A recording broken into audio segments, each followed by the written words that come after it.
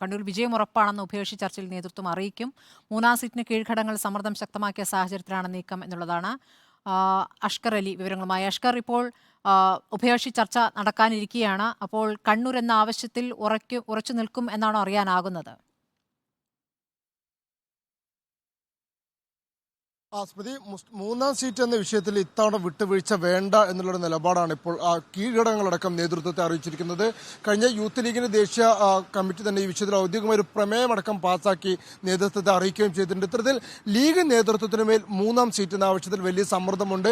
KMCC അടക്കമുള്ള ഘടകങ്ങളും youth ലീഗും ഒക്കെ തന്നെ ലീഗ് നേതൃത്വത്തിന് മേൽ ഇത്തരത്തിൽ വലിയൊരു സമ്മർദ്ദം ചെലുത്തുന്നു. ഈ സമ്മർദ്ദമായിക്കൊണ്ടാണ് ഇപ്പോൾ ലീഗ് നേതൃത്വം യഥാർത്ഥത്തിൽ ഈ ഉഭയകക്ഷി ചർച്ചയ്ക്ക് എത്തുന്നത്.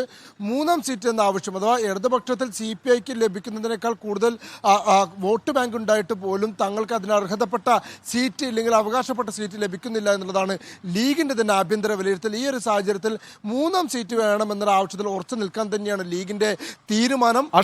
കീഴ്ഘടകങ്ങള്, പ്രത്യേകിച്ച് വിദ്യാർത്ഥി യുവജന സംഘടനകള് ഇത്തരത്തിലുള്ള അഭിപ്രായങ്ങൾ പറയുമ്പോഴും ഏകദേശ ധാരണ സംസ്ഥാന നേതൃത്വം എത്തിച്ചേർന്നിരിക്കുന്നത് ദേശീയ രാഷ്ട്രീയം പരിഗണിച്ച് ഇപ്പോൾ കോൺഗ്രസിനെ സമ്മർദ്ദത്തിലാക്കേണ്ടതില്ല എന്നും മൂന്നാം സീറ്റ് ആ കാര്യത്തിൽ വാശി പിടിക്കേണ്ട എന്ന ഏറെക്കുറെ ഒരു ധാരണ സംസ്ഥാന നേതൃത്വം എത്തിയിട്ടുണ്ട് എന്നും കേൾക്കുന്നു. ശരിയാണോ?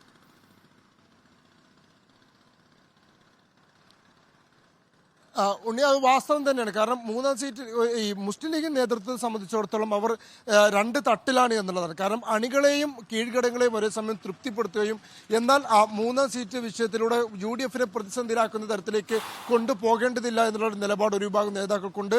മാത്രമല്ല, ഈ ലോക്സഭാ സീറ്റിൽ ഇത്തവണ ഒരു വിട്ടുവീഴ്ച ചെയ്യേണ്ടി വന്നാൽ പോലും ആ കഴിഞ്ഞ നിയമസഭാ തെരഞ്ഞെടുപ്പിൽ 3 സീറ്റ് അധികം ലഭിച്ചെങ്കിലും ആ 3 സീറ്റും പരാജയപ്പെടുന്ന സീറ്റായിരുന്നു എന്നാണ് ലീഗ് നേതൃത്വത്തിന്റെ വിലയിരുത്തൽ. അങ്ങനെയെങ്കിൽ ഇത്തവണ ലോക്സഭാ സീറ്റ് ഏതെങ്കിലും ഘട്ടത്തിൽ നിന്നും പിന്നോട്ട് പോയാൽ വരുന്ന നിയമസഭാ സെറ്റിൽ ജയം ഉറപ്പുള്ള 3 സീറ്റുകൾ എന്നുള്ള ഉപാധിയിലേക്ക് ലീഗ് നേതൃത്വം അതാണ് യൂത്ത് ലീഗിന്റെ ഒരു താല്പര്യം. ആ രീതിയിലാണ് യൂത്ത് ലീഗും ഒരു ലോക്സഭാ സീറ്റ് പ്രതീക്ഷിക്കുന്നില്ല. എന്നാൽ ഫിറോസിനൊക്കെ മത്സരിച്ച് ജയിക്കാവുന്ന സീറ്റുകൾ പുതുതായി കണ്ടെത്തി വിജയം ഉറപ്പാക്കുന്ന സീറ്റുകൾ നിയമസഭയിലേക്ക് പിടിക്കുക എന്നൊരു ലക്ഷ്യം യൂത്ത് ലീഗിനുണ്ട് എന്നും കേൾക്കുന്നു. അതുകൊണ്ട് ഇത് ശക്തമായി ഉന്നയിക്കാൻ സാധ്യതയില്ല ഇന്നത്തെ ദിവസം.